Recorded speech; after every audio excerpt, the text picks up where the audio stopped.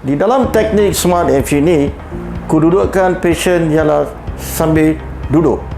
Bila kita keluarkan graf, itu panggil harvesting, pasien sedar diri.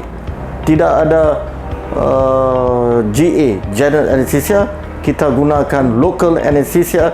Pasien sedar, pasien duduk, pasien boleh tengok TV dan pasien rasa selesa.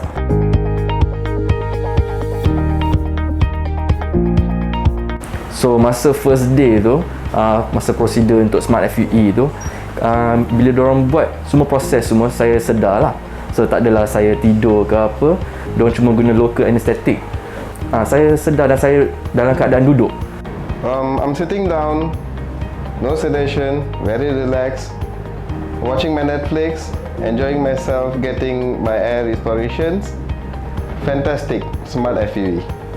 Saya rasa mula-mula sakit sikit je. Lepas tu semua segalanya okey lah. Lepas pada tu okey lah. Semua okey lah tu. Semalam tidur okey, tak ada masalah. Plena macam biasa lah.